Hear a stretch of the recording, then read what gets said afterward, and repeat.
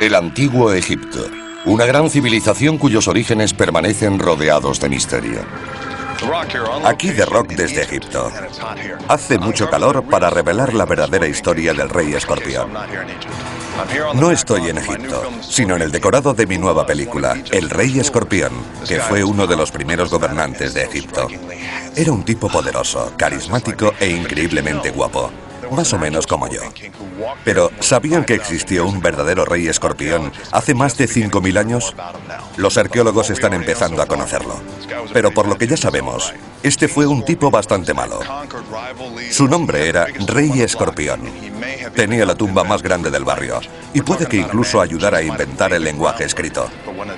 Hablamos de un hombre que pudo haber sentado las bases de una de las más grandiosas civilizaciones de la historia de la humanidad, e inspiró una de las mejores películas del celuloide. Les vamos a contar la historia del verdadero Rey Escorpión.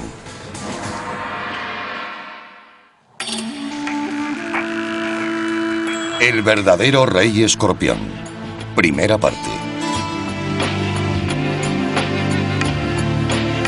Egipto. El lugar de nacimiento de la civilización. Tierra de pirámides, momias, jeroglíficos, dioses con cabezas de animales y reyes poderosos. Los eruditos pensaban que sabían cómo había comenzado todo, pero estaban equivocados.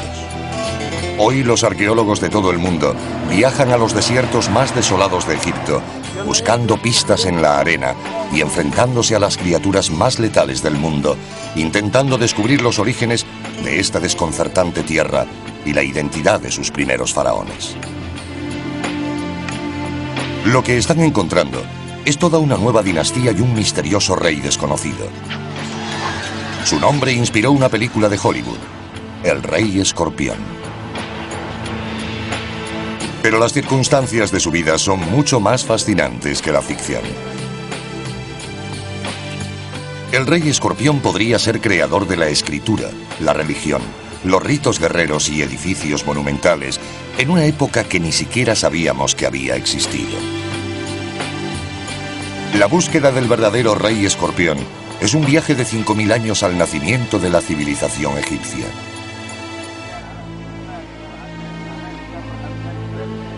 Egipto es una tierra tan vieja que ya era antigua en la época de la Grecia clásica y el Imperio Romano. En el año 0, el del nacimiento de Jesús, la civilización egipcia ya pertenecía al pasado. El antiguo Egipto dejó de existir con su último gran faraón, la legendaria Cleopatra. Solo tenía 39 años cuando murió, pero Egipto ya tenía más de 3.000 años. Se sabe mucho del fin de la civilización egipcia, pero poco de su nacimiento. ¿Cómo empezó todo? Para encontrar los orígenes del antiguo Egipto, debemos retroceder en el tiempo hasta el 3500 a.C., mucho antes del tiempo registrado. Las tribus nómadas se mueven por las fértiles riberas del río Nilo. A lo largo de cientos de miles de años, sus campamentos temporales se fueron convirtiendo en pueblos y ciudades. Los asentamientos forjan alianzas y rivalidades. Al sur se encuentra un sofisticado reino, cuyo nombre deriva de su situación en el curso superior del Nilo. Su gobernante lleva la bulbosa corona blanca del Alto Egipto. En el norte, donde el delta se abre al mar Mediterráneo, se alza su menos organizado homólogo, el Reino Bajo, gobernado por quien lleva la corona roja con lengua.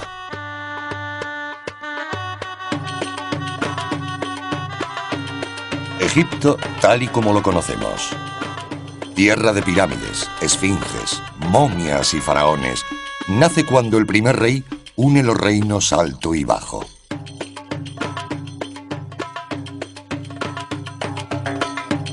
¿Pero quién es el primer rey de Egipto? Irónicamente, esa pregunta ya incordiaba a los antiguos egipcios.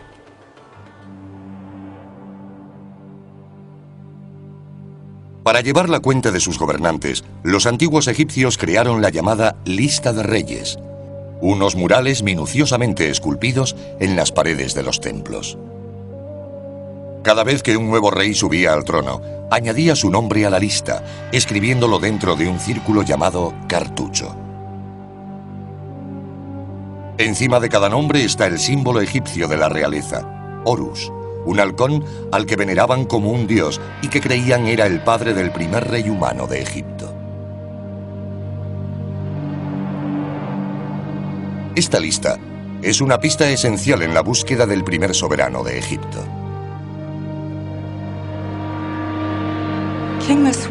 La lista de reyes era importante para los egipcios porque no tenían calendarios como los nuestros. Contaban el tiempo por el reinado de cada monarca, pero además la lista era importante porque el soberano necesitaba legitimar su reinado y si podía demostrar su ascendencia hasta el primerísimo rey Horus, aquello lo convertía en un gobernante poderoso.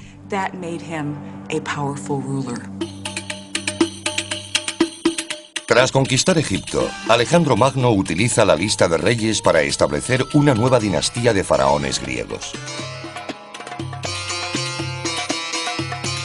Los reyes tolemaicos, de los que Cleopatra es la última gobernante de importancia, legitiman su reinado como griegos, grabando sus nombres en la lista de reyes, colocándose en el linaje de los grandes faraones de Egipto. Pero los tolemaicos también utilizan la lista como calendario, una puerta al pasado de Egipto. Por primera vez, registran la historia de Egipto en un lenguaje diferente al jeroglífico. De hecho, son los griegos quienes llaman a la escultura egipcia jeroglíficos, que significa grabados sagrados. El libro más importante sobre Egipto, escrito en griego, es la Egiptiaca, de 3 volúmenes. En el siglo II a.C., uno de los reyes tolemaicos encargó a un sacerdote llamado Manetón que escribiera la historia de Egipto. En ella se remonta 30 dinastías hasta llegar a la fundada por un rey al que llamó Menes, el primer rey de la primera dinastía. Pero ¿hasta qué punto es fiable la lista de reyes? En la época en que Manetón escribía la suya, intentaba trazar 3000 años de historia. Y para empeorar las cosas, solo conocemos su traducción de la lista de reyes por otros antiguos eruditos. La obra original se perdió.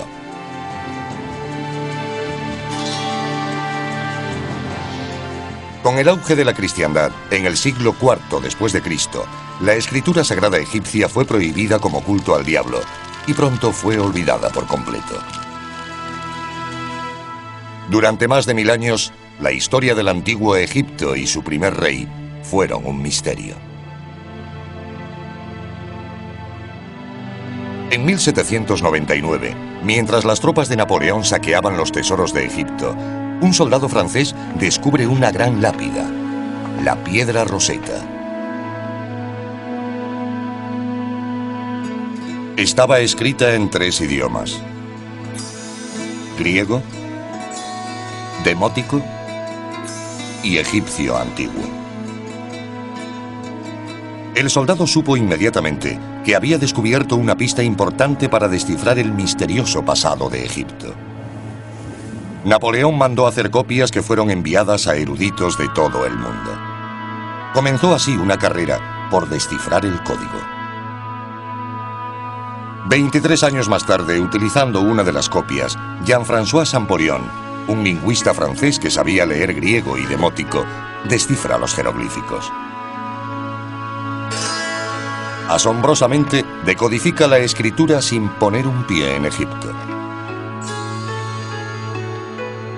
Pero hacer las copias no solo llevó a descifrar el olvidado sistema de escritura, también ha originado un descubrimiento sorprendente.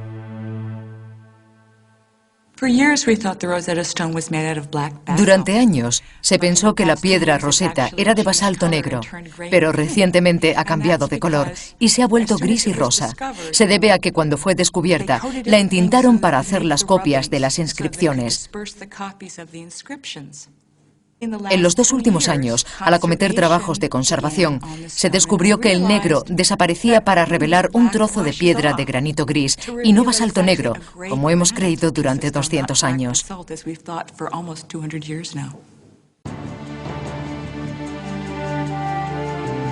Negra o gris, la piedra Rosetta ha llevado a uno de los más importantes descubrimientos de todos los tiempos.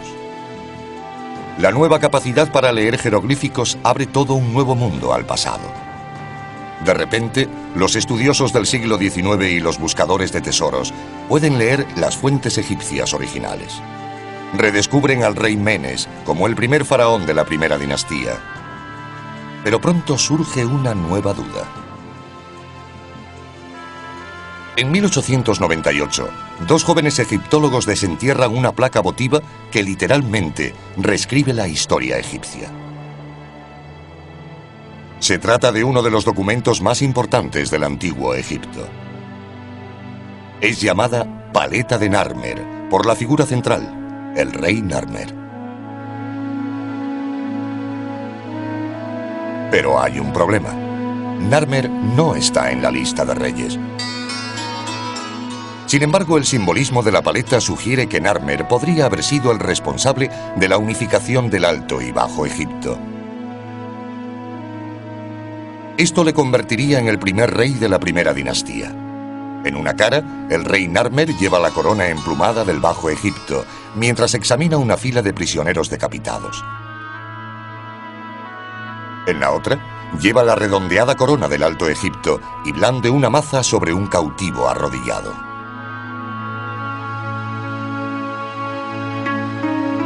Entonces, ¿fue Narmer, un rey que ni siquiera está en la lista de reyes, el primero en gobernar sobre las 2 tierras?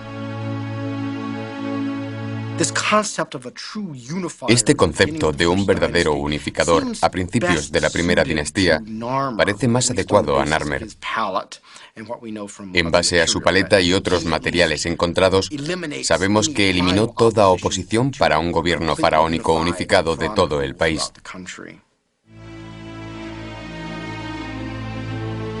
El simbolismo de la paleta de Narmer fue suficiente para convencer a los primeros egiptólogos de que él, y no Menes, fue el fundador del Egipto faraónico. La paleta da pie a toda una serie de preguntas. ¿Está equivocada la lista de reyes? ¿Habían olvidado los egipcios que esculpieron la lista real sus propios orígenes? ¿Hay más reyes antes de la época de Narmer? Irónicamente, el objeto que podría contener las respuestas fue descubierto a la vez que la paleta, apenas a 9 metros. En él, un hombre desconocido se enfrenta a la imagen de un escorpión. Solo ahora, 100 años después de su descubrimiento, los egiptólogos han comenzado a identificar esta misteriosa figura. ¿Quién puede ser?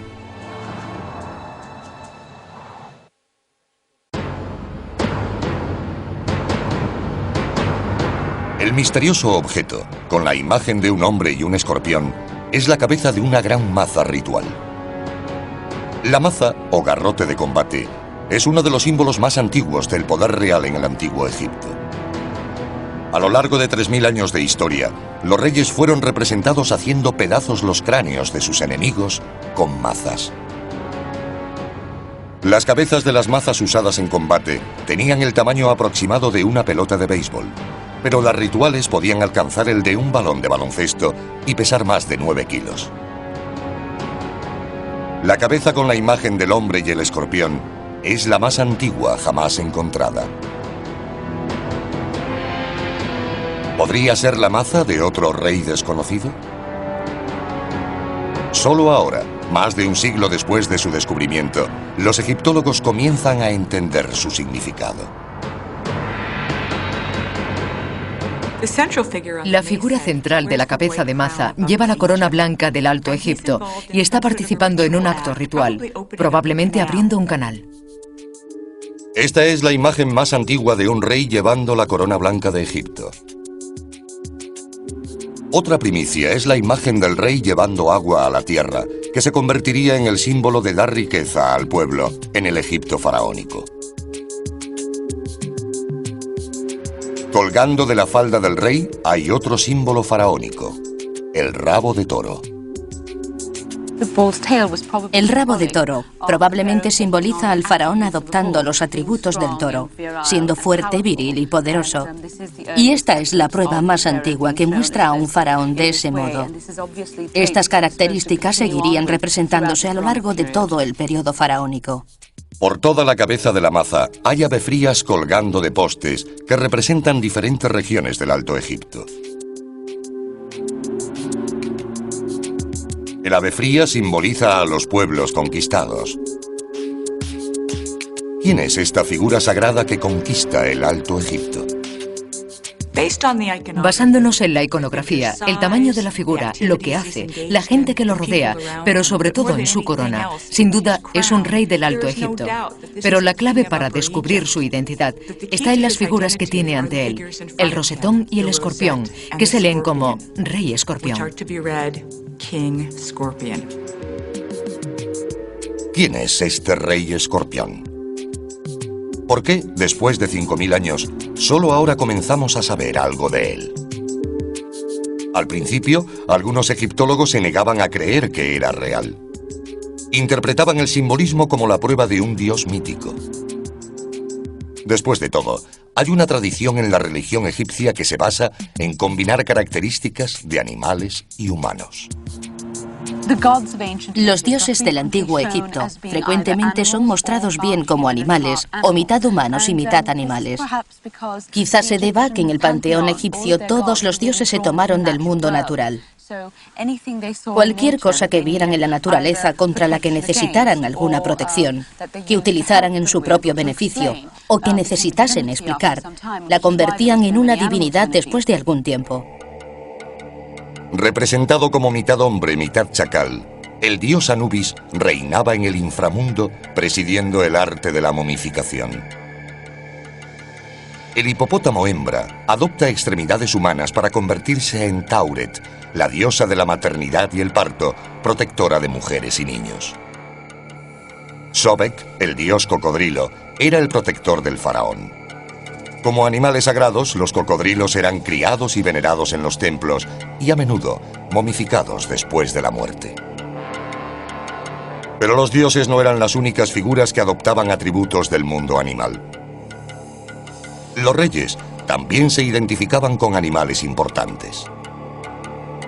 Uno de los símbolos más perdurables del antiguo Egipto, la esfinge, es un retrato del faraón con un poderoso león.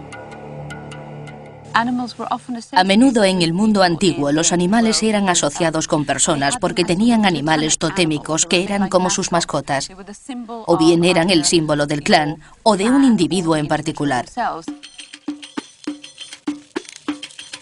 ¿Cuáles son las características de un escorpión? ¿Y por qué un dios o un rey de Egipto se identificaría con los poderes de esta criatura? Para averiguarlo, uno de los mejores expertos del mundo en insectos letales, el comandante Scott Stockwell, entomólogo del ejército de los Estados Unidos, se enfrentará a algunas de las criaturas más letales de la Tierra.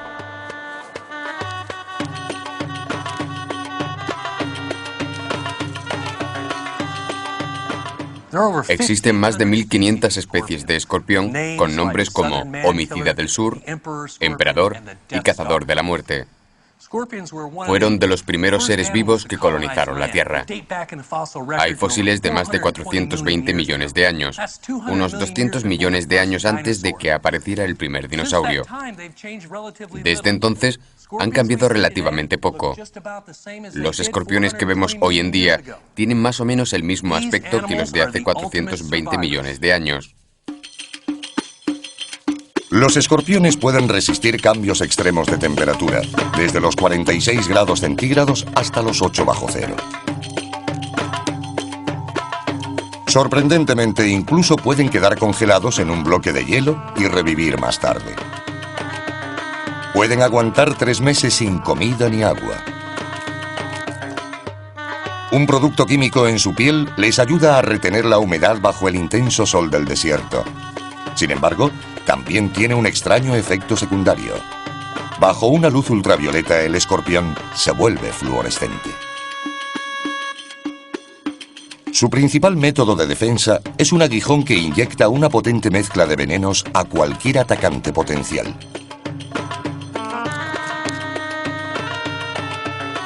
De las 1500 especies conocidas, 20 pueden matar humanos y varias se encuentran solo en Egipto.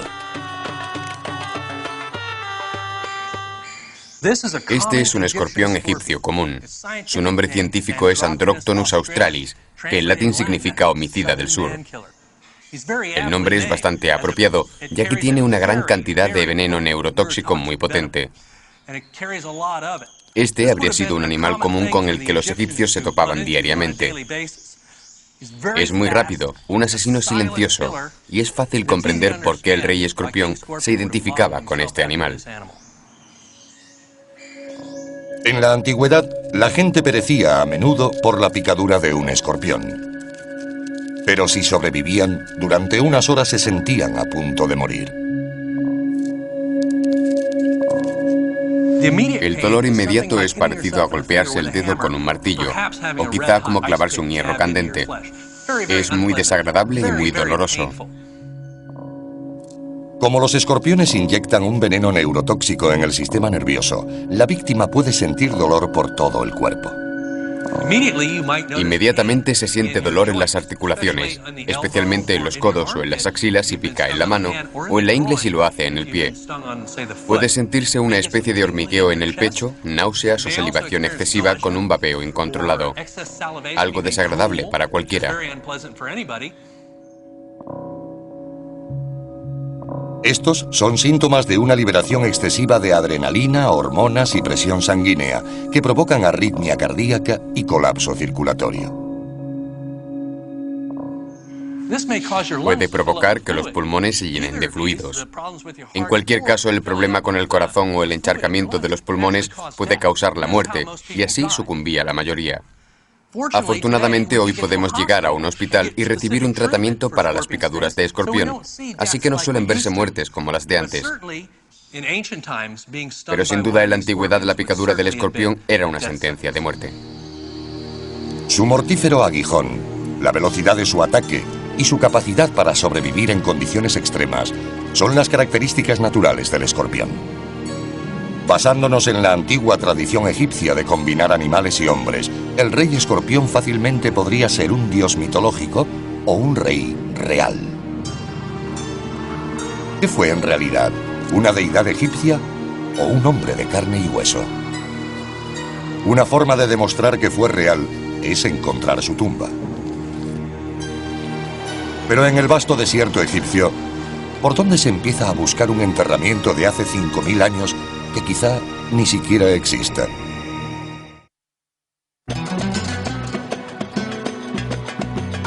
La actual Abidos. Situado a 480 kilómetros al sur del Cairo, la mayoría de turistas nunca esperarían que este remoto pueblo fuese una vez la ciudad más importante del antiguo Egipto.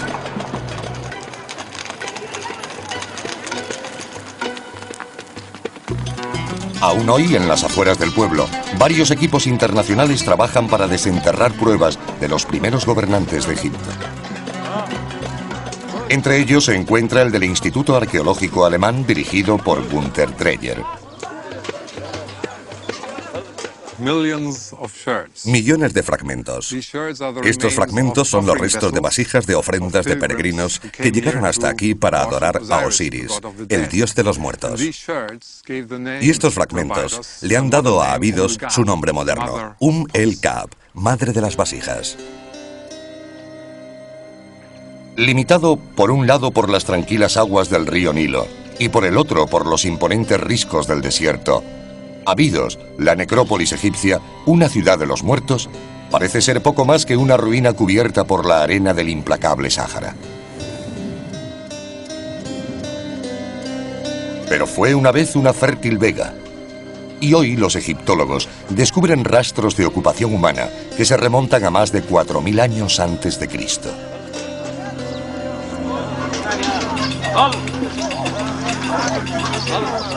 Abidos era antigua incluso para los primeros egipcios. Ya en el 2000 a.C., lejanos antepasados de estos trabajadores llevaban a cabo algunas de las primeras excavaciones arqueológicas de la historia. Igual que hoy, los antiguos egipcios tamizaron la arena en busca de pruebas de los reyes fundadores y los restos de dioses ancestrales.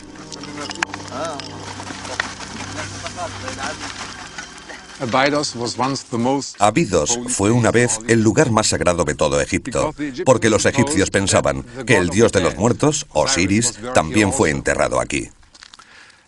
Según la mitología, fue un antiguo rey de Egipto, por lo que era bastante natural suponer que había sido sepultado aquí. Y acometieron excavaciones a gran escala para encontrar su tumba.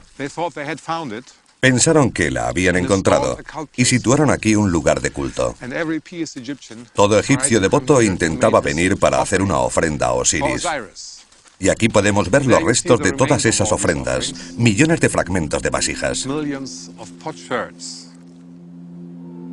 Más de 4.000 años de vasijas rotas. Vasijas hasta donde alcanza la vista. Cada fragmento representa una ofrenda de buen vino o aceite importado, traído por gente corriente que buscaba una vida segura después de la muerte.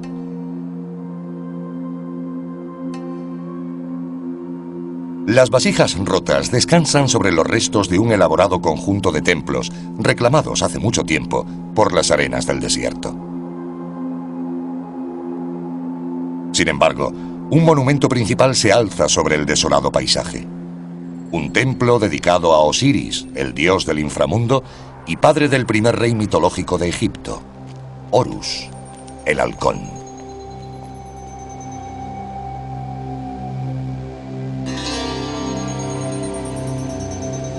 El templo de Osiris se compone de más de una docena de santuarios y altares. Los murales, algunos de los mejores de todo Egipto, celebran la relación de los reyes terrenales con los fundadores mitológicos.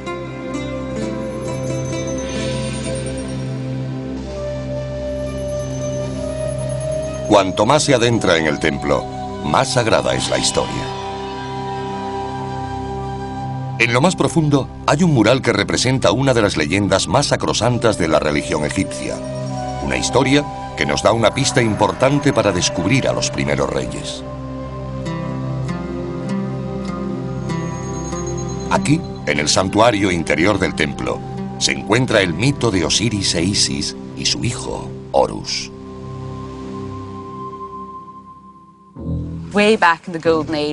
Hace mucho tiempo, en la Edad Dorada, cuando los dioses gobernaban Egipto, reinaba el dios Osiris, que estaba casado con su hermana Isis. Osiris era un rey bueno y justo, y todo el mundo le amaba, salvo su hermano Set, que cada vez sentía más celos de Osiris y su popularidad. Él quería gobernar Egipto, así que tramó un plan para ocupar su lugar. Ordenó que le hicieran un arca decorada con piedras semipreciosas del tamaño exacto de Osiris. Entonces, Set dio un gran banquete e invitó a todo el mundo. En su transcurso, cuando todo el mundo estaba muy alegre, Set dijo que quería que probaran el arca. Quien cupiera, se quedaría con ella, algo parecido al cuento de Cenicienta. Mucha gente lo intentó y nadie cupo, hasta que finalmente entró Osiris, que por supuesto cabía perfectamente. En ese momento Set y sus secuaces cerraron la tapa del arca y arrojaron el cuerpo de Osiris al Nilo. Isis sufría tanto que decidió hacer algo. Recorrió todo Egipto y reunió los pedazos de Osiris. Tuvo mucho éxito, pero perdió un órgano vital. Al tener tantos conocimientos de magia, pudo crearlo de barro y así reanimar a Osiris, que enseguida revivió. Entonces, ella misma se convirtió en un milano real y copuló con Osiris para más tarde dar a luz a Horus, que acabó convirtiéndose en el faraón de Egipto. Son Horus y su padre Osiris, los fundadores mitológicos de Egipto, quienes dan a Abidos su significado sagrado. Asombrosamente, la búsqueda de tesoros y dioses mitológicos al final llevó a los arqueólogos al descubrimiento de los primeros reyes reales de Egipto. Una de las primeras excavaciones en Abidos tuvo lugar en 1895. Cavaron en 160 tumbas en 4 días. Afirmaron haber encontrado la verdadera tumba de Osiris. Mostraron una calavera que aseguraron era del dios y se marcharon. Más tarde, un inglés, Sir Flinders Petrie, llegó al lugar. Aunque rechazaba la idea de que Osiris hubiera sido enterrado aquí, sospechaba que Abidos pudiera contener las tumbas de los primeros reyes de Egipto. Pero, ¿cómo demostrarlo? Petrie pensó que la abundancia de fragmentos de vasija podría dar una pista. Petrie utilizó los diferentes tipos de alfarería que se usaban en el Egipto prehistórico como una herramienta para crear una cronología relativa de este periodo, del que no existe constancia escrita. Observando cómo aparecían estos diferentes tipos de vasijas en los grupos de tumbas que excavaba, fue capaz de establecer una secuencia del desarrollo en alfarería que posteriormente dividió en 49 etapas numeradas. Petrie fue el primer egiptólogo que asoció las pruebas materiales, la alfarería de las tumbas y las propias tumbas a la lista de reyes. Comparando su cronología de cerámica con la lista de reyes del antiguo Egipto, Petrie confirmó que estos eran los sepulcros de los reyes de la primera dinastía. Los situó en las últimas etapas de su línea cronológica, de la 31 a la 49. Sospechaba que en alguna parte de Abidos podían encontrarse las tumbas de reyes incluso anteriores a los de la lista.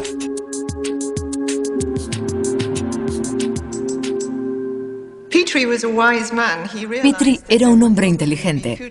Se dio cuenta de que probablemente serían futuras investigaciones en la prehistoria egipcia, así que dejó las etapas del 1 al 30 en blanco para posteriores estudios que nos revelarían datos sobre periodos anteriores de la prehistoria de Egipto.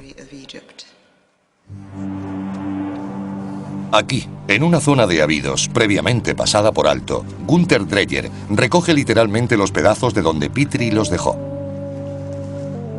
Busca esas primeras tumbas de reyes anteriores a la primera dinastía, las tumbas de la dinastía Cero.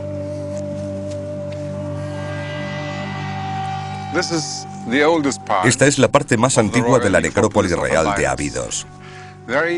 Se obtuvo muy poco de las primeras excavaciones. Observamos que hay muchos fragmentos en esta zona, como este, y decidimos volver a investigarla.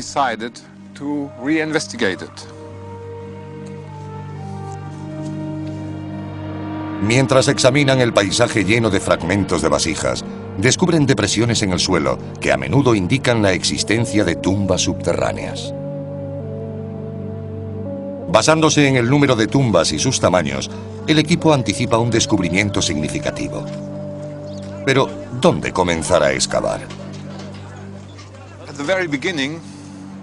Empezamos por aquí y nos encontramos con una tumba muy grande que no era mencionada en los viejos informes.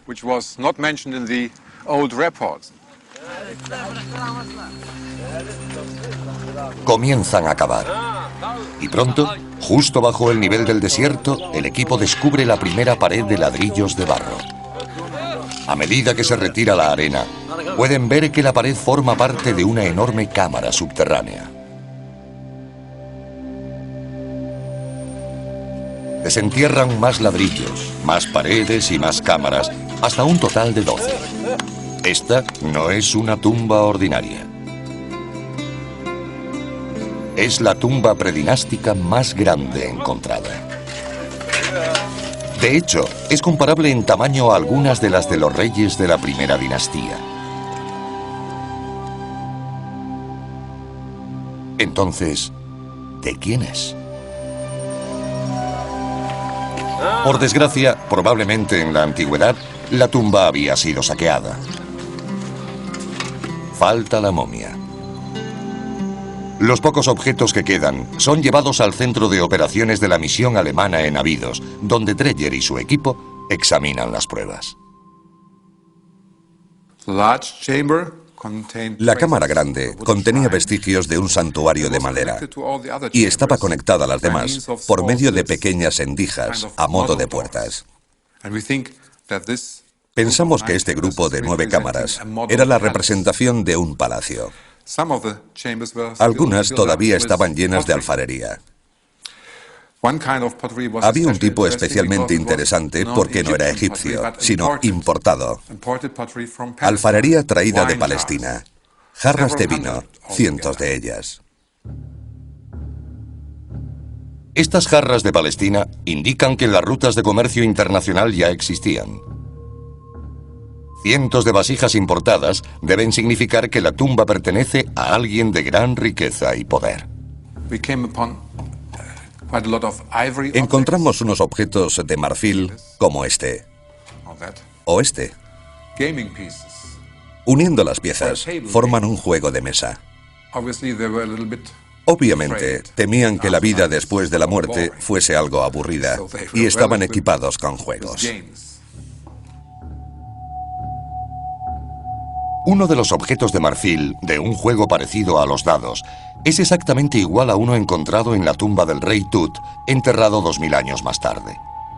Dreyer sospecha que, de hecho, esta es la tumba de un rey desconocido de Egipto. Finalmente, encuentra el símbolo definitivo del poder real. Dentro de la cámara grande encontramos en la esquina un cetro de marfil que nos indica que sin duda esta era una tumba real. El cetro, con forma de un bastón de pastor, se convertirá en un símbolo de poder faraónico durante los siguientes 3000 años. Mediante la prueba del carbono 14, Dreyer determina que este es el cetro intacto más antiguo jamás encontrado en Egipto.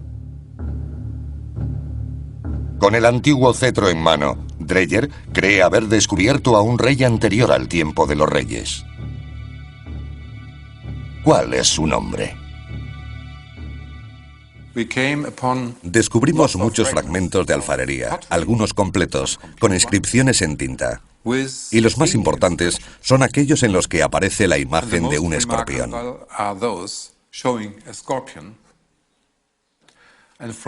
A partir de estas inscripciones, pudimos concluir que esta tumba perteneció a un gobernante con el nombre de Escorpión. Es real. Hay un rey escorpión. Ningún dios mitológico tiene una tumba terrenal. El descubrimiento de la tumba del rey escorpión es una prueba irrefutable de que él gobernó el Alto Egipto como rey hace más de 5000 años.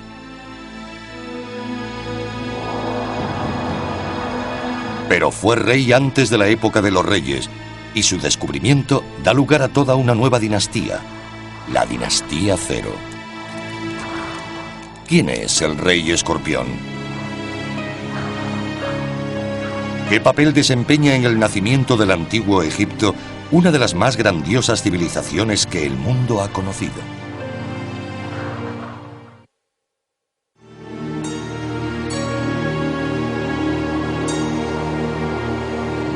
Las características de la tumba del rey escorpión sientan las bases para los enterramientos de todos los faraones durante el resto de la historia egipcia. Escorpión fue el que inició lo que se convirtió en una práctica dinástica. Y en su enterramiento, que tiene más de 5000 años, incluyó una reproducción de su propio palacio. Así creaba una casa para su alma que sería eterna. Aunque simple en estructura, es fácil ver cómo, por primera vez, la tumba del rey escorpión crea un plan arquitectónico para alcanzar la otra vida. Imita el palacio en el que vivía para acoger su cuerpo tras la muerte. Acabada, la tumba es cubierta con arena con forma del montículo primigenio del que, según la religión egipcia, fue creado el mundo. Además de su significado espiritual, la tumba también fue diseñada para proporcionar al rey todos los bienes materiales que necesitaría en la otra vida. Escorpión, probablemente un rey muy importante según el tamaño de su tumba, fue enterrado con gran solemnidad, rodeado de muchos objetos funerarios. Por supuesto, hoy quedan muy pocos, porque fueron robados en la antigüedad. Damos por supuesto que la mayoría de los faraones tenían comida, bebida, jarras con aceites y ungüentos, y mucho oro y piedras semipreciosas. El único rey del que tenemos una idea aproximada de lo que tenía en su enterramiento fue Tutankamón. Su tumba no había sido saqueada, así que nos hacemos una idea de la riqueza, del gran número de objetos y oro depositados junto a un faraón. Cada generación de reyes llevará más allá el concepto y el diseño básico del rey escorpión. Y a lo largo de los siglos, los enterramientos reales evolucionarán hasta las pirámides. Durante 500 años se inhuma en Abidos a los sucesores del rey escorpión. Y el equipo de Günther Dreyer está abriendo todas las tumbas una por una. Este enterramiento ha sido excavado totalmente y parcialmente restaurado. Hay una escalera que baja hasta la cámara mortuoria. Ahora está cubierta de arena. Es la tumba más elaborada de la primera dinastía, la tumba del rey Den. Aunque la tumba del rey Den fue construida 300 años después de la muerte de la del rey escorpión, comparte la misma estructura básica. Un gran foso cuadrado cavado en el suelo, rodeado de muros de ladrillos de barro. Aquí había otra puerta cerrando la entrada. Y ahora pasamos a la cámara mortuoria.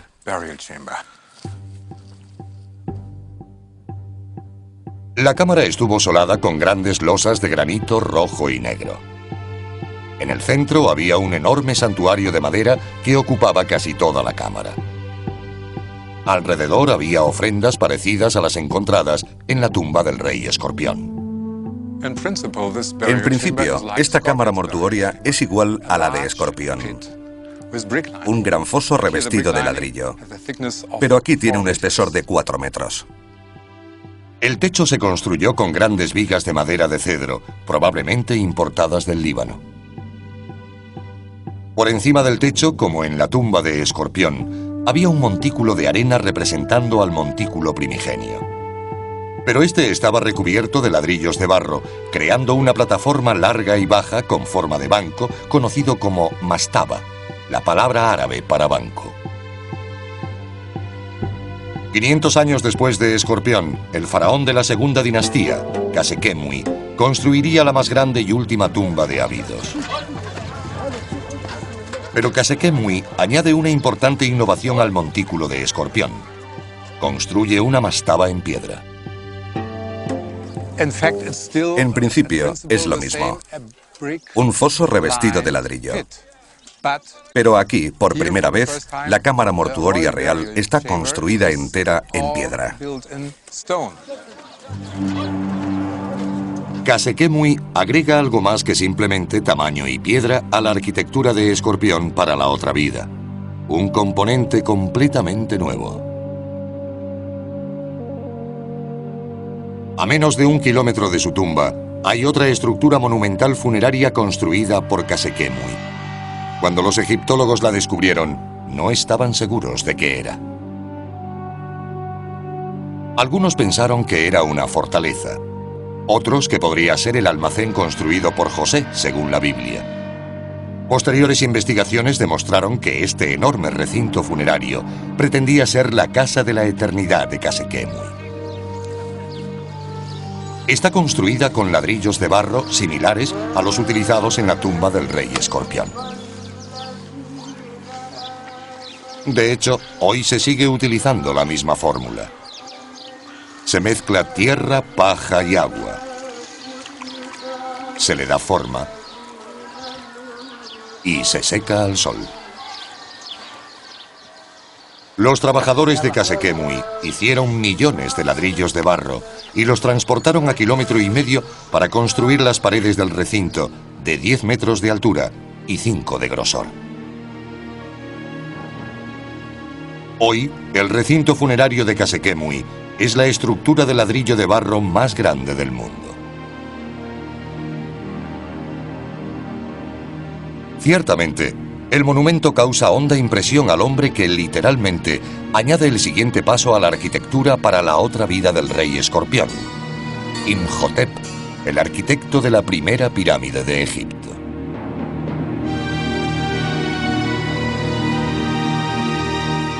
Imhotep diseña para su faraón un complejo mortuorio que combina el cercado funerario de Khasekhemwy con la mastaba. Pero Imhotep da 2 pasos más. En lugar de muros de ladrillo de barro, utiliza piedra. Y en lugar de construir una sola mastaba, las apila.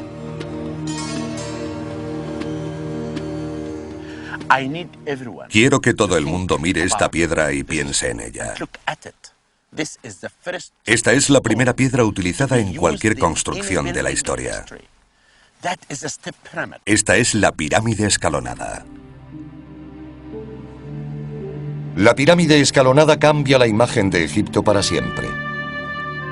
Ayudados por 5.000 años de erosión, los arqueólogos han descubierto cómo evoluciona la pirámide escalonada desde la sencilla tumba del rey escorpión.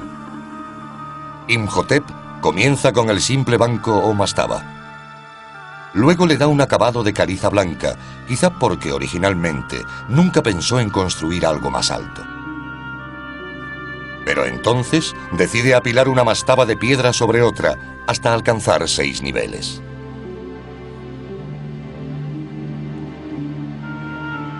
Una vez completada, la pirámide escalonada se convierte en el edificio más grande del mundo. En el corazón de esta colosal estructura está la misma creencia que inspiró la tumba del rey escorpión. A lo largo de esta evolución, las construcciones, desde la mastaba de Abidos hasta las grandes pirámides de Giza, han estado destinadas al enterramiento de los reyes para la otra vida. En 100 años, la pirámide escalonada evolucionará hasta la verdadera pirámide. Y durante los siguientes 1000 años, los faraones construirán pirámides para asegurar su viaje a la otra vida. La construcción de las pirámides alcanza su punto álgido en Giza, casi 2500 años antes de Cristo. Con una altura de 152 metros y unos 240 metros de ancho, la Gran Pirámide de Keops es la estructura de piedra más grande del mundo y debe su propia existencia a la sencilla tumba de ladrillos de barro del rey escorpión.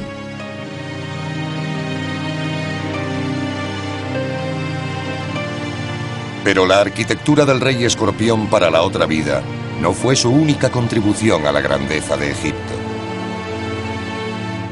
Un descubrimiento en el suelo de su cámara mortuoria podría ser aún más monumental que las grandiosas pirámides.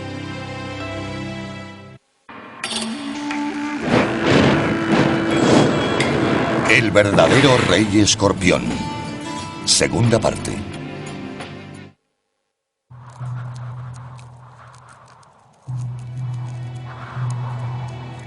Lo que Gunther Dreyer y su equipo encontraron en el suelo de la tumba del rey escorpión cabe perfectamente en una caja de zapatos. Aunque pequeño en tamaño, su significado es monumental. Lo que encontraron son etiquetas de hueso y marfil del tamaño de sellos postales, 160 en total. Cada una de las etiquetas del rey escorpión está grabada con sencillos dibujos: árboles, pájaros, serpientes y elefantes.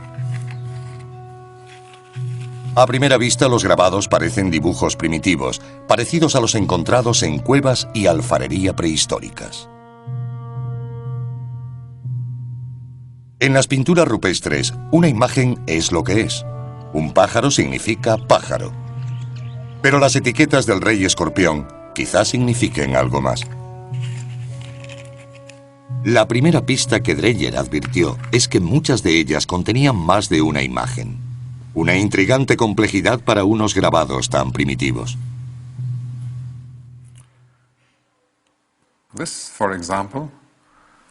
Esto, por ejemplo, muestra a un elefante en las montañas y un árbol.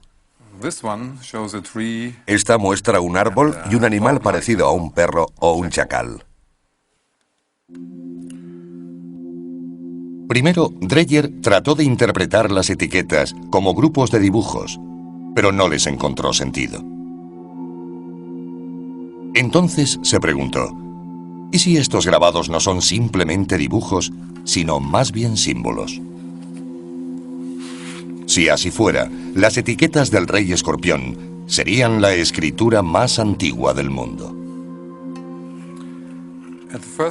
A primera vista, no sabíamos para qué fueron hechas, pero algunos de los signos nos recordaban a los jeroglíficos. Los estudiamos con más cuidado, intentando averiguar si se trataba de escritura o no. Dreyer comenzó su investigación fechando las etiquetas mediante el proceso del carbono 14. Pero los resultados no fueron los que esperaba. Las etiquetas del Rey Escorpión databan en torno al 3250 a.C., más de 200 años antes del nacimiento estimado de la escritura. Se cree que surgió alrededor del 3000 a.C. en Mesopotamia, en el actual Irak. Conocida como cuneiforme, esta caligrafía con forma de cuña fue creada presionando varillas o cañas en arcilla fresca. Las pruebas sugieren que el alfabeto cuneiforme evolucionó a partir de un sencillo sistema de numeración. Los estudiosos han creído durante mucho tiempo que los mesopotámicos introdujeron su sistema de escritura en Egipto a través del comercio. Así, a principios de la primera dinastía, alrededor del 3000 a.C., los egipcios transformaron la escritura mesopotámica en jeroglíficos. Pero si las sospechas de Dreyer sobre las etiquetas del Rey Escorpión son correctas, desmiente completamente la teoría actualizada aceptada sobre los orígenes de la escritura. Significaría que la escritura egipcia se creó de forma independiente de la de Mesopotamia. El descubrimiento implicaría que esa escritura, quizá el invento más importante del mundo, se originó antes en Egipto. Pero, ¿cómo probarlo? Para considerarlo un verdadero sistema de escritura, cada dibujo debe significar más de lo que representa. Una serpiente debe ser más que una serpiente. Debe representar un valor fonético. En otras palabras, una serpiente debe representar una letra del alfabeto. Usando jeroglíficos egipcios como guía, Dreyer intenta leer las etiquetas de escorpión fonéticamente. Esta muestra a un elefante en las montañas. Si empleamos el valor fonético de jeroglíficos similares, el elefante se leería como Ab y las montañas como Yu. Juntos serían Ab-Yu, que es el nombre de Abidos. Así, estos grabados pueden leerse como una temprana escritura jeroglífica. Tal y como Dreyer había esperado, el elefante y las montañas funcionan como letras del alfabeto. Juntas, forman sílabas para deletrear el nombre de la antigua ciudad de Abidos. Pero, ¿funcionará con otras etiquetas? Seguimos probando y aquí tenemos una etiqueta en la que aparece una serpiente sobre montañas.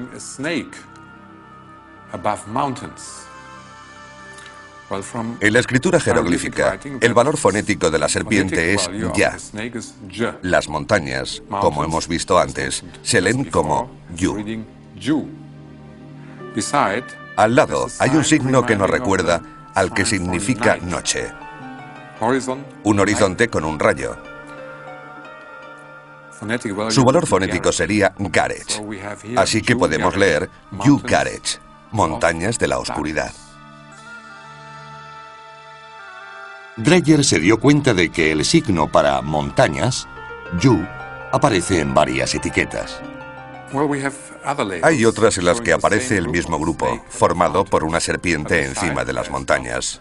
Pero al lado no está el signo para oscuridad, sino un pájaro. El valor fonético de este pájaro es Yag, que significa luz del sol, por lo que en conjunto se leerían montañas de la luz del sol. Montañas de la oscuridad y montañas de la luz. Eso es lo que significan fonéticamente. ¿Pero qué significa? Dreyer solo tuvo que observar el paisaje alrededor de la excavación para averiguarlo. En el Alto Egipto, el sol sale por el este, sobre las montañas, y se pone por el oeste, sobre las montañas, o tras ellas. Las etiquetas se refieren a las montañas del este y del oeste, dos regiones distintas del Alto Egipto. Dreyer está seguro de estar leyendo las escrituras más antiguas del mundo. Estas etiquetas solo pueden ser entendidas como escritura fonética. Como símbolos, estos signos no tendrían ningún sentido. Leyendo las etiquetas del rey escorpión, Gunther Dreyer reescribe literalmente la historia. Estas demuestran que los jeroglíficos egipcios eran un sistema de escritura completo anterior al cuneiforme mesopotámico.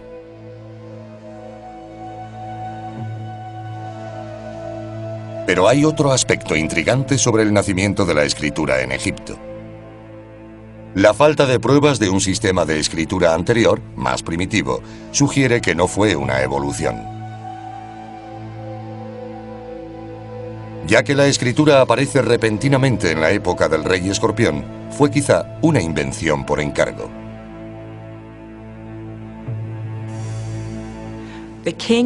El rey de la época se dio cuenta de que necesitaba un sistema de escritura para los tributos y otras materias. Ordenó a sus cortesanos que lo crearan y así lo hicieron. No se trata de un desarrollo lento. Prácticamente fue inventado de la noche a la mañana. Quizás sea prematuro decir que fue el rey escorpión quien ordenó la invención de la escritura. Pero las etiquetas de su tumba demuestran claramente que entendió la necesidad de escribir y tuvo el poder para hacerlo.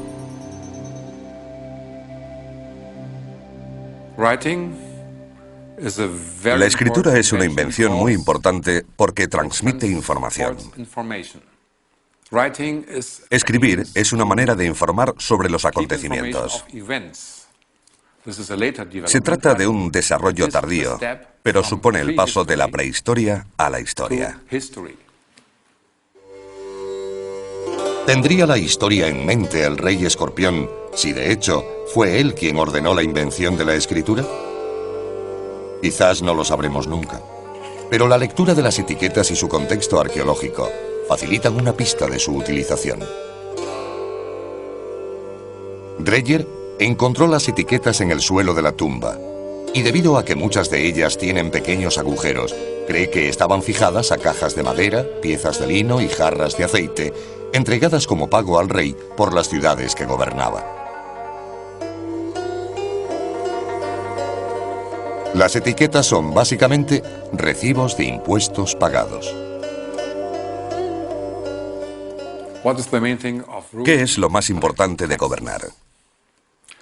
Cobrar impuestos. Uno tiene que controlar quién ha pagado, quién ha enviado qué. Con pequeñas cantidades es fácil, pero cuando la cifra es mayor, la cosa se complica.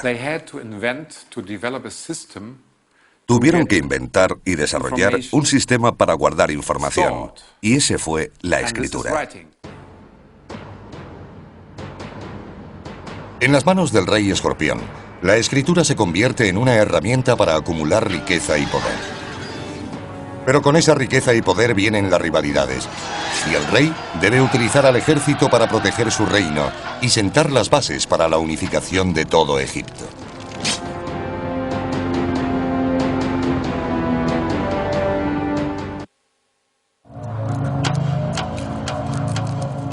¿Cómo conquistó el rey escorpión el Alto Egipto? La respuesta reside a lo largo del curso natural del Nilo, en una zona donde el río gira bruscamente al este para sortear el desierto occidental. Llamado Kena, este territorio fue un importante centro de actividad en el mundo antiguo. El egiptólogo John Darnell, de la Universidad de Yale, ha estado explorando la zona durante más de una década. Hoy muestra un descubrimiento que puede desvelar los misterios de la subida al poder del rey Escorpión y ser el documento histórico más antiguo de Egipto y probablemente del mundo.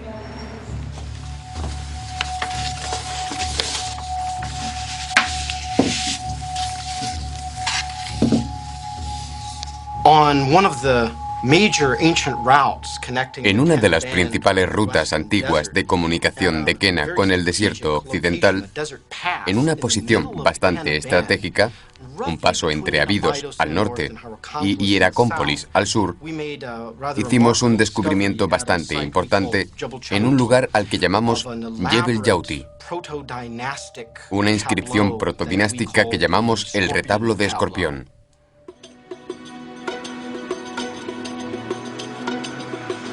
Mientras John Darnell descifra las inscripciones en Yale, su esposa, Deborah Darnell, pasa gran parte del año en el campo, explorando antiguas rutas y reuniendo nuevas pruebas.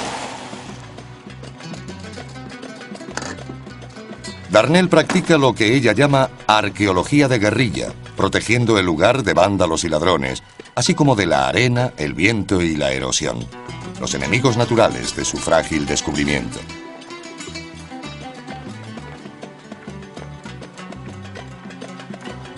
Hoy regresa para buscar más información del retablo de Escorpión.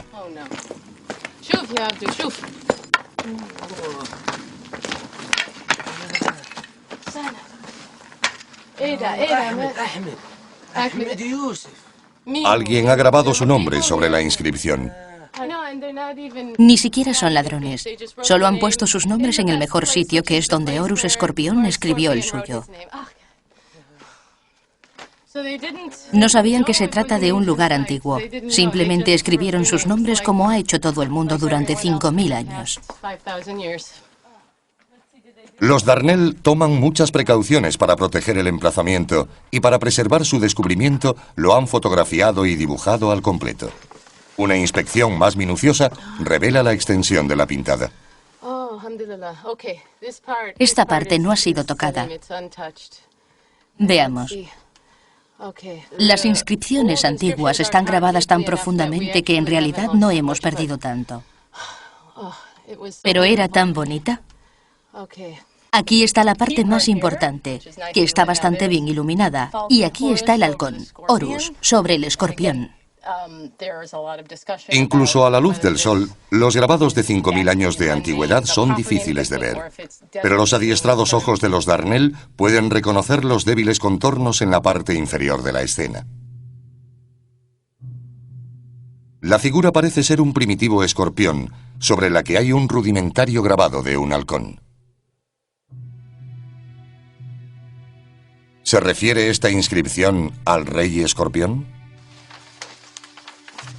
Si es así, nunca se había encontrado algo parecido. El retablo detalla un acontecimiento histórico específico y está dispuesto de una forma interesante. Primero tenemos un halcón con un cuerpo más bien triangular sobre un escorpión. Esto es muy importante. Parece ser la primera vez que se utiliza el nombre del dios Horus como título real. Parece decirnos que el autor de estos acontecimientos es un hombre llamado Escorpión, u Horus Escorpión, exactamente. El nombre de Horus, como el término romano César, es otra palabra para designar al rey. El título identifica a Escorpión con Horus, el halcón, el dios de la realeza egipcia.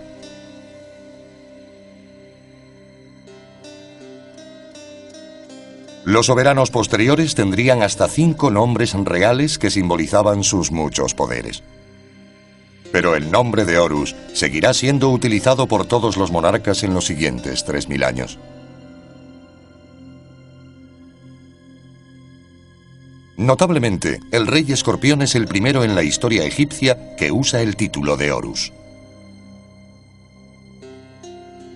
Trabajando en la inscripción, Darnell busca más pistas sobre el rey escorpión. Participa en una procesión. Lo sabemos porque hay un emblema aquí que indica que se trata de una procesión religiosa. Aparece un hombre vestido con una prenda envolvente, quien probablemente es una especie de oficiante con un largo bastón. Esta misma figura religiosa, una especie de sacerdote, puede ser encontrada en muchos objetos importantes de la historia del antiguo Egipto, incluyendo la paleta de Narmer. Siguiendo al sacerdote, hay otra escena familiar. Es seguido por dos grupos independientes, que son casi tan importantes como su primer uso del título de Horus. Porque lo que vemos es a un prisionero atado con el pelo alborotado detrás de él, maniatado como un pájaro, sujeto por una cuerda que sostiene esta gran figura de aquí, en el extremo izquierdo del retablo.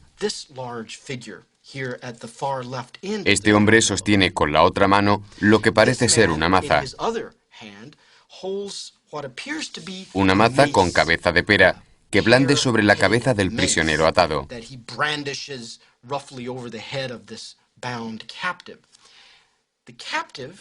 El cautivo parece ser identificado. Detrás de él hay una cabeza de toro sobre una especie de poste, como si su nombre o emblema totémico fuera cabeza de toro en una vara. Darnell piensa que cabeza de toro en una vara podría ser el nombre del rey de Nakada, una antigua ciudad rival situada en el Nilo entre Hieracómpolis y Abidos.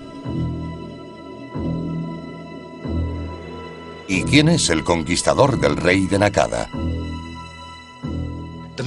El hombre que lo controla y que, por consiguiente, protagoniza la escena, no es otro que el gobernante, blandiendo su maza con la que despacha a los enemigos. Horus Escorpión. Aunque de naturaleza primitiva, el grabado muestra una imagen de poder muy importante. El rey esgrimiendo la maza sobre un cautivo. Destinada a convertirse en prototipo para reyes posteriores, la misma escena aparecerá en objetos y paredes de templos durante el resto de la historia egipcia. Pero la imagen del retablo de Escorpión es la escena de violencia más antigua que puede ser asociada a un acontecimiento histórico específico. El significado es claro. Todo el acontecimiento recibe un sello protojeroglífico, una cigüeña con una cría de serpiente bajo el pico, que significa victoria. El retablo de Escorpión, aunque primitivo, podría ser la inspiración para la paleta de Narmer, esculpida 200 años después. Sus temas principales son idénticos. El rey vencedor golpea la cabeza de su rival y lo celebra con una procesión de victoria.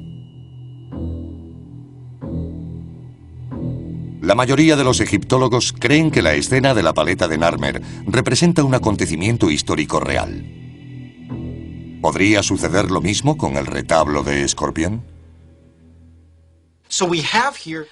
Aquí tenemos un acontecimiento histórico real que simboliza la victoria de Horus Escorpión sobre el ejército de Nakada. Y esta misma victoria, junto con la subsiguiente procesión de vuelta a Abidos, parece haber ocurrido aquí mismo, en Jebel Yauti. Si Darnell está en lo cierto, el cuadro de Escorpión podría ser el primer documento histórico conocido de suma importancia.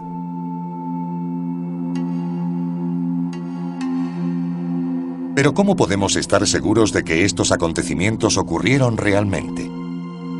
La geografía de Jebel Yauti nos da algunas pistas, y el lugar donde pudo haber nacido el rey Escorpión proporciona otras.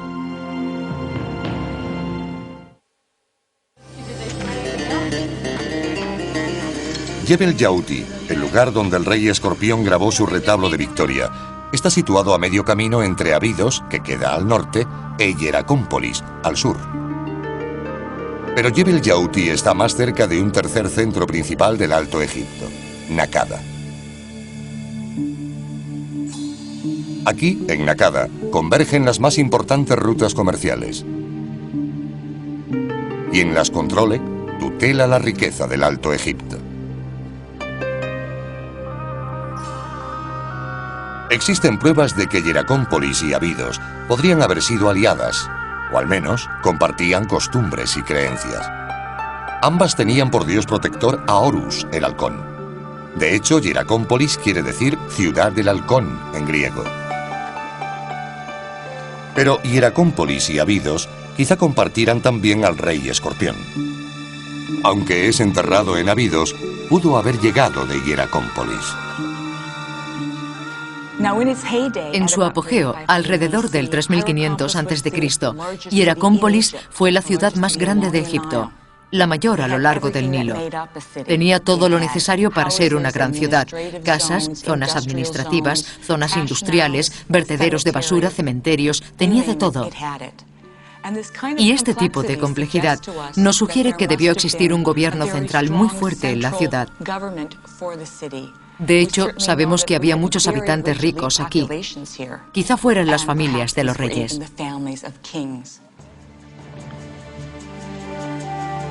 En este ambiente favorable, las semillas de la política, el arte, el comercio y la religión, en resumen, de la sociedad, fueron sembradas para florecer rápida y abundantemente.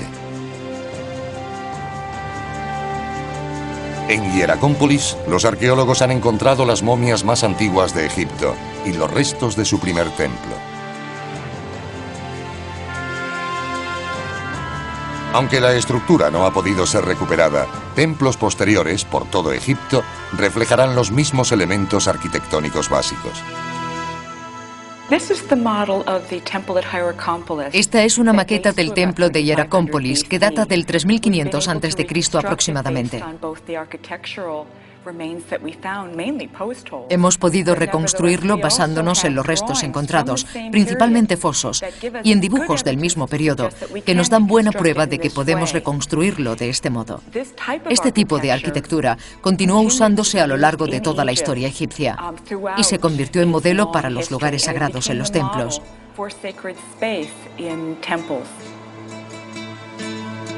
Fue aquí, en este templo, donde los arqueólogos descubrieron la paleta de Narmer y la cabeza de maza de escorpión. ¿Es posible que el rey hiciera ofrendas aquí? Este templo de Hieracómpolis ciertamente es un lugar donde el rey escorpión podría haber venido a rendir culto a su dios Horus para asegurarse un reinado próspero.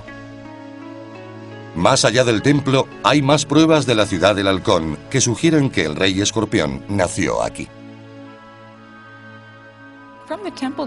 Tenemos muchas imágenes de halcones de los almacenes de los templos y también tenemos escorpiones. De hecho, es el único sitio donde se han encontrado modelos tridimensionales e imágenes grabadas en cuencos. El motivo no está del todo claro, pero creo que es debido a que la diosa de la ciudad, que tenía forma de escorpión, podría haber sido la esposa de Horus de Hieracómpolis.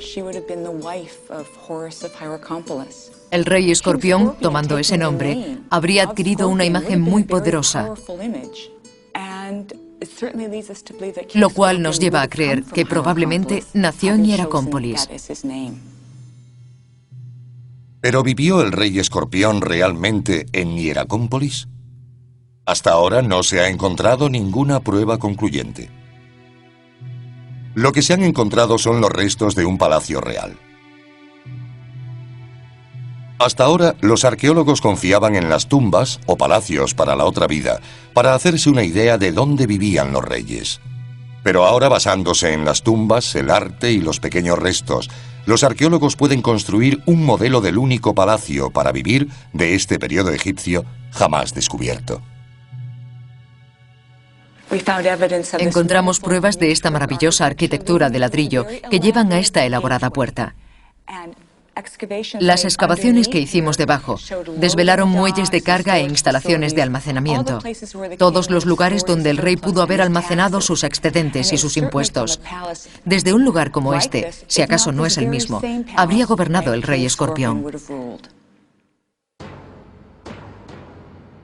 Probablemente este palacio del rey escorpión en Hieracómpolis se sea el modelo en el que se basa su palacio para la otra vida, en Abidos. Con lazos tanto en Hieracómpolis como en Abidos, el rey Escorpión habría sido el hombre adecuado, en la época adecuada, para dirigir a una fuerza unificada contra los ejércitos de Nakada. Una batalla por el control de las valiosas rutas comerciales y riquezas terrenales, pero también una batalla cósmica entre dioses. Hieracómpolis y Abidos comparten a Horus, el dios halcón que emana de Osiris. El protector de Nakada es Set, el dios del caos, enemigo de Osiris. Hieracómpolis y Abidos tienen poderosos líderes mostrados en escenas de sus reyes presidiendo procesiones ceremoniales.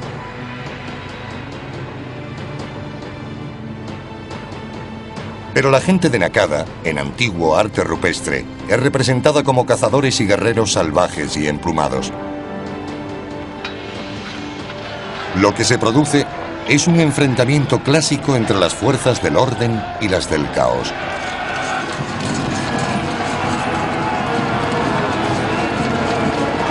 Una cosa es cierta: quien quiera que gane la batalla, controlará la riqueza y el poder del Alto Egipto. Año 3250 a.C. Es el rey Escorpión quien da un paso adelante con una estrategia para derrotar a Nakada.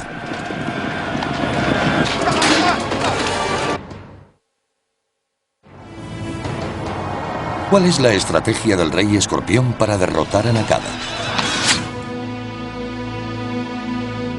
Basándose en la geografía de Jebel Yauti, un remoto puesto avanzado en el desierto, y en el hecho de que el retablo esté situado aquí, John Darnell cree que Escorpión lanzó un ataque sorpresa que comenzó exactamente en Jebel Yauti.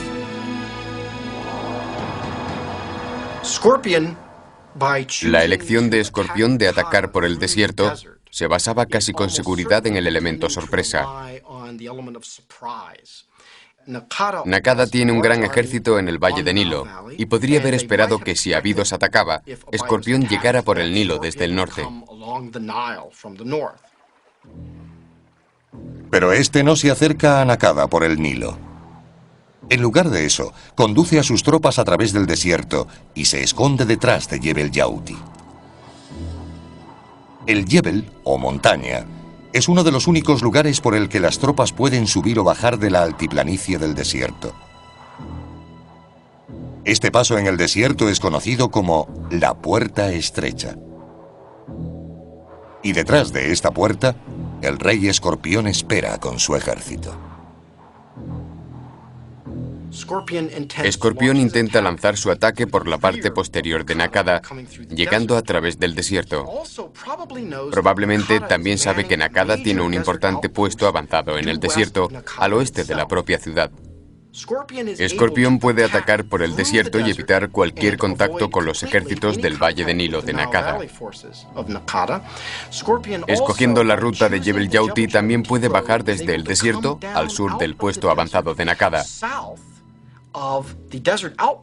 Entonces, dirigiéndose rápidamente hacia el norte, un pequeño ejército de Escorpión procedente de Abidos aislaría a las fuerzas de Nakada en el Nilo de las del puesto avanzado en el desierto, logrando por consiguiente una victoria rápida y relativamente incruenta sobre Nakada.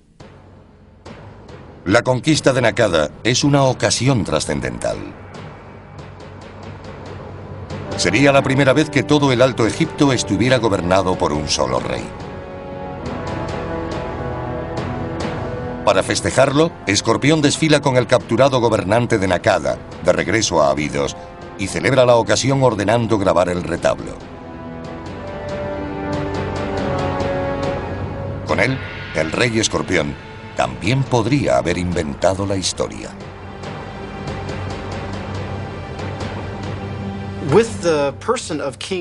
Con la persona del rey Horus Escorpión, nos encontramos en el vértice entre prehistoria e historia. El propio retablo y numerosos elementos de su tumba, en Abidos, muestran el nacimiento de la escritura jeroglífica.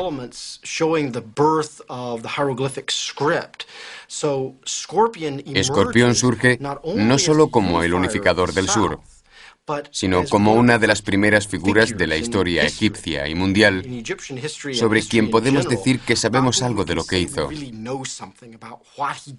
dónde, por qué, y quizás incluso el cómo. El retablo de Escorpión demuestra ser tan importante como la paleta de Narmer para ampliar nuestro conocimiento sobre la unificación de Egipto. Los egiptólogos han creído durante mucho tiempo que fue Narmer quien logró la unificación tras una gran batalla. Las nuevas pruebas aportadas por el retablo sugieren que el proceso comenzó mucho antes.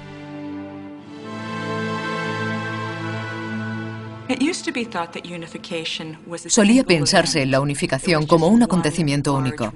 Simplemente fue una gran guerra y al final el vencedor se convirtió en rey del Alto y Bajo Egipto. Hoy en día está claro que la unificación fue un proceso largo y elaborado que implicó muchos combates, pero también diplomacia, comercio, transferencias tecnológicas, etc.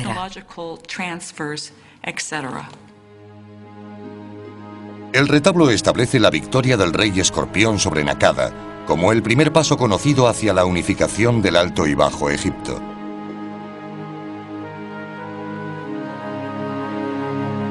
Y en muchos sentidos, la consolidación del Alto Egipto pudiera ser el acontecimiento crucial para la creación final de un Egipto unificado, faraónico.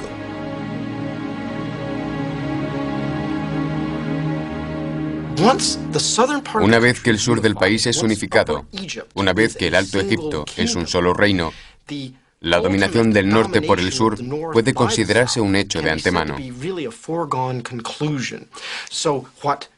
Lo que Escorpión representa aquí, en versión anterior a la paleta de Narmer, es el precursor necesario de lo que se convertirá en la conclusión final e inevitable. El triunfo de Narmer sobre la última resistencia en el norte. De modo que tenemos los orígenes de la historia faraónica, los elementos básicos de la religión faraónica, la parafernalia e incluso la escena del rey blandiendo su maza sobre las cabezas de sus enemigos cautivos. En muchos sentidos se puede decir que la historia faraónica, al menos simbólicamente, comienza con el retablo de Escorpión. El rey Escorpión gobernará un país rico. Abrirá rutas comerciales hasta el actual Afganistán. Desarrolla la escritura para controlar sus riquezas y el arte para celebrar su poder y el de sus dioses. Construirá palacios y templos y tumbas para la otra vida. Y como se representa en la cabeza de maza, llevará agua a la tierra y riqueza a su pueblo. Es el rey Escorpión quien sienta las bases de la más grandiosa civilización que el mundo ha conocido.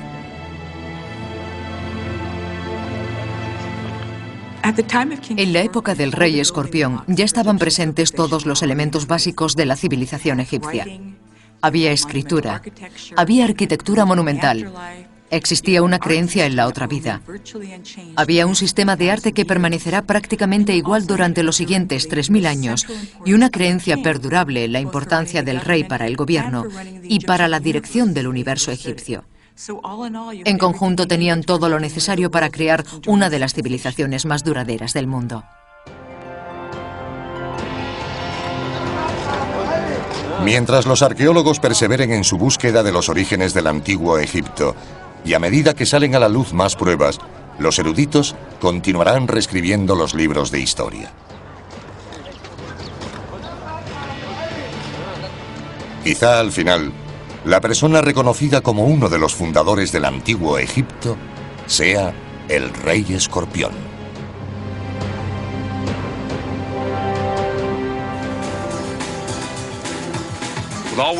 Con todo lo que hemos aprendido del rey escorpión, apenas rascamos la superficie.